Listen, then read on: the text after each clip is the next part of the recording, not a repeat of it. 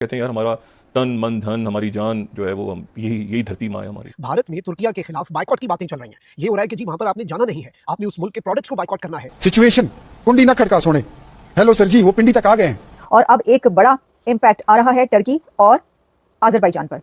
इसकी वजह यह है कि इंडियंस बॉयकॉट कर रहे हैं टर्की एंड अजरबैजान का। पाकिस्तान की मदद करने के लिए उनके मुंह पर ऐसा तमाचा मारा है कि उनकी हालत भीख मांगने वाली हो गई है और इस समय पूरे भारत में बॉयकॉट तुर्की ट्रेंड चल रहा है।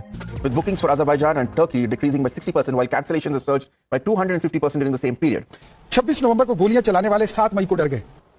इंडियंस, वो इंडियन टूरिस्ट जो Turkey and Azerbaijan every year vacations गुजारने जाते हैं, हॉलीडेज मनाने जाते हैं, अब वो ये कह रहे हैं कि वो टर्की नहीं जाएंगे। टर्की क्यों इतना परेशान है? माफी मांग रहे हैं हिंदुस्तानियों से, हमें माफ कर दो प्लीज, हमारे साथ टूरिज्म बंद मत करो, please come to Turkey, please come to Istanbul. इस तरीके की न्यूज इनकी बड़ी निकल कर आ रही है। Confederation of all India traders यानी कि कैट ने व्यापारियों और आम लोगों से तुर्की और अजरबैजान की यात्राओं का बहिष्कार करने की अपील की है। और ऑपरेशन सिंदूर जो है वो जारी रहेगा। इसे हमने सिर्फ सस्पेंड किया है, हेल्ड इन अबेंस किया है। उन्होंने टर्की एंड अजरबैजान का बॉयकॉट कर दिया है।